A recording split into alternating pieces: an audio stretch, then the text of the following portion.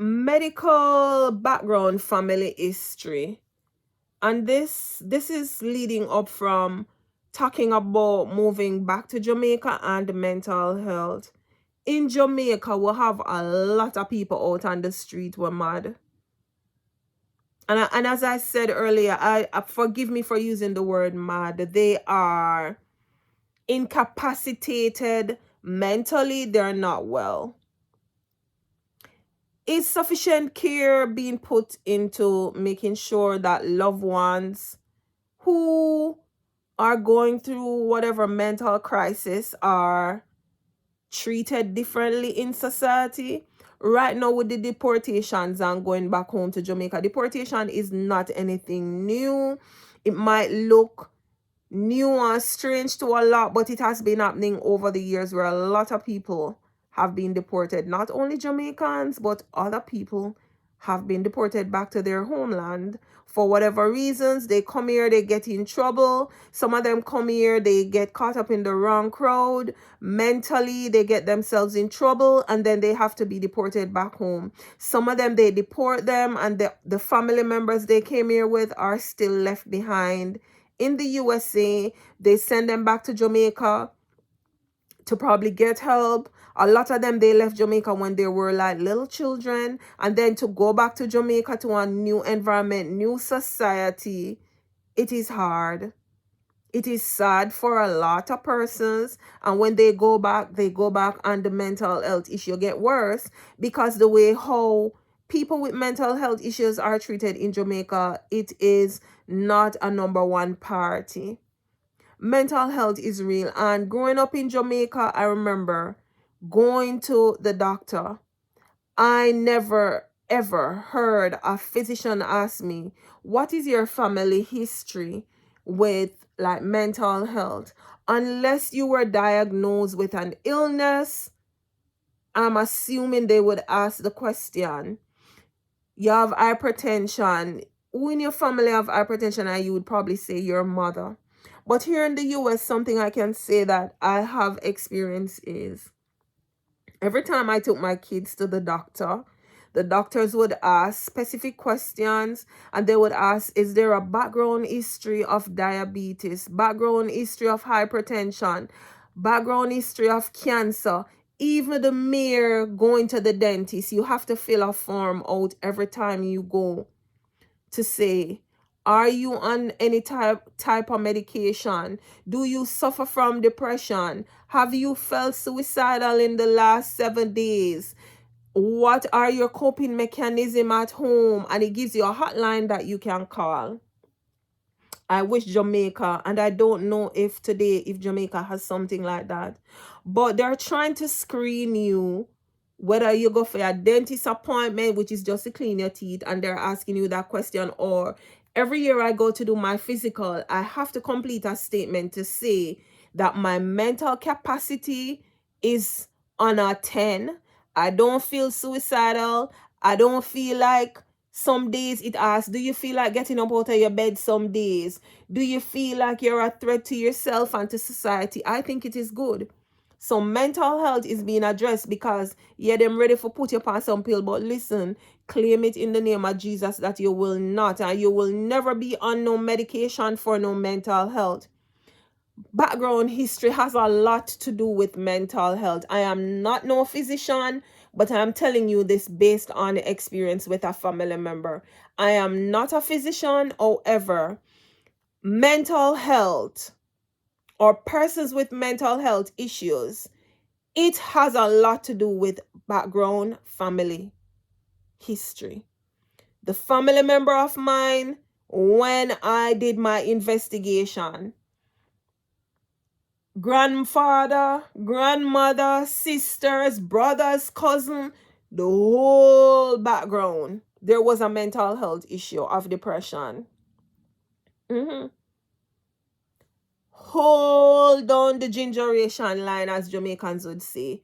The whole lineage, whatever you call it, there was mental health issues from back then in Jamaica, before everyone migrated and came to America.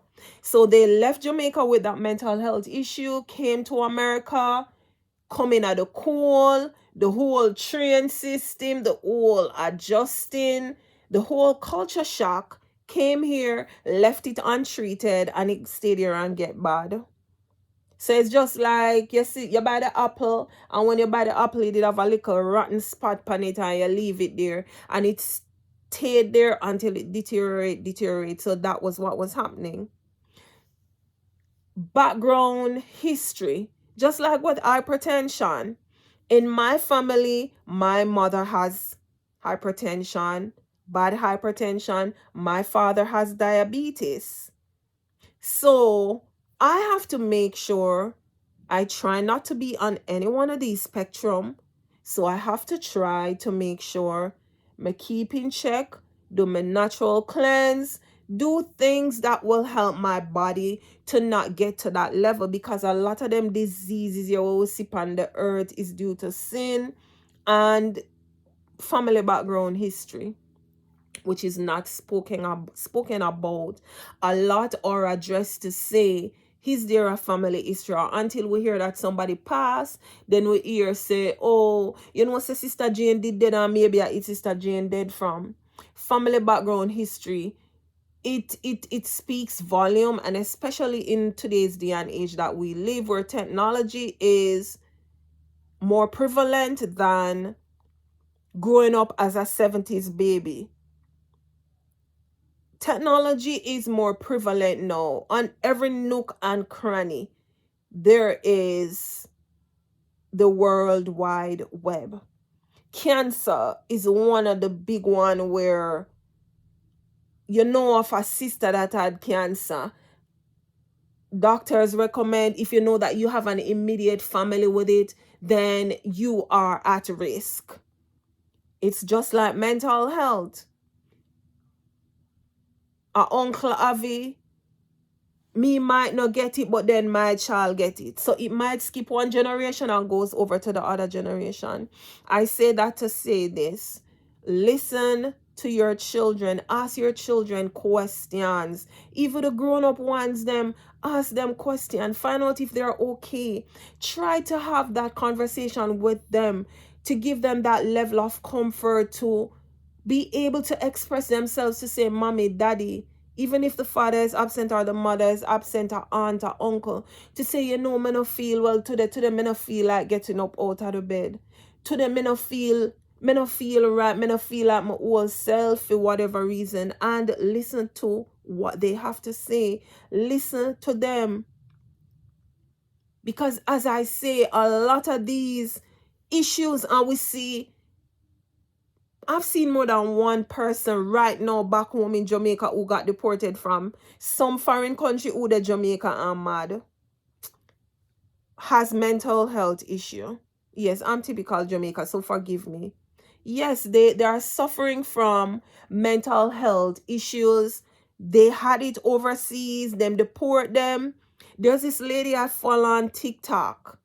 I don't remember her name, and her son came here, and the son got messed up with drugs, and now she's trying to get him back to the level where he's able to go out there in society and now regain his consciousness, regain himself, to get back out in a society. So he has to be on meds. She tried to go the naturopathic way, but I guess how bad it was, her child was out there on the street. Literally looked like he out there probably eat out a garbage pan. He didn't want to stay home. He was living with his dad, and apparently the father never treated him good. And it led to him turning to Molly or some form of drugs out there. So now he was in rehab. He's now home. She had trained him now like a little baby again, how to walk. And when I say walk, I don't mean literally like walk on the ground.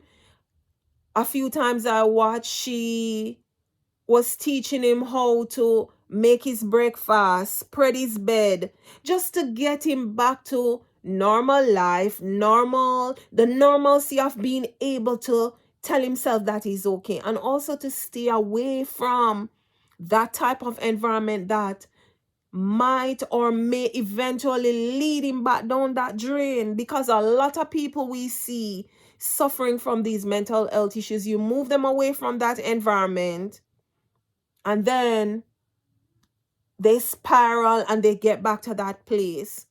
So this mother is working with this son to get him back to that place where he's out in society, working, and be able to take care of himself and his family.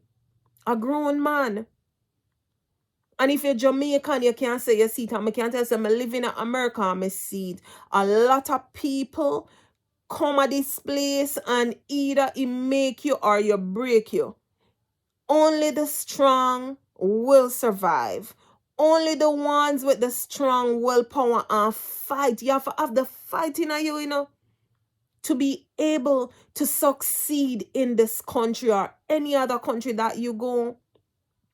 Rumor has it, life ain't easy nowhere. Even when you can't just wake up and go next door, go pick a banana, a bunch of banana and an apple. Yes, mentally it takes you to a different level and a different place, but once you leave home and go to another country, it is gonna be different. And mentally, not everybody can deal with it. A lot of them go out there and then find themselves in the wrong crowd, selling drugs, doing drugs to people, and also taking the drugs, messing themselves up, getting themselves in a problem, and we all know the end. So mental health, take it seriously. What are you doing to protect your mental health and mental well-being while living in a foreign country? What are some of your coping skills, some of your coping mechanisms that you're using? Even this same YouTube, if you're somebody like me that you're not afraid of the camera, start your YouTube channel. It's not gonna be easy. I can tell you that YouTube is tough, and I've been on it for 4 years. YouTube is tough, but fight. Don't let that fight get out of you. Fight as hard as you can, because you want to win. And I want to see my Jamaicans winning. I want to see my Caribbean people. I want to see everybody winning. So whether you're American, Jamaican, whatever you call yourself, I want to see people winning. I don't want to see nobody losing hope that you see somebody with something and you're not able to achieve and attain it for yourself. I hope that someone today sees this. It resonates with you. You might be going through a mental health crisis at this point too, be it financial, spiritual, whatever it is. Drop in the comment section and let me know where you're watching from, so I will know that you watch my video, you did listen with intent and with understanding. And drop a comment and let me know, because mental health in itself, it's a whole lot to deal with.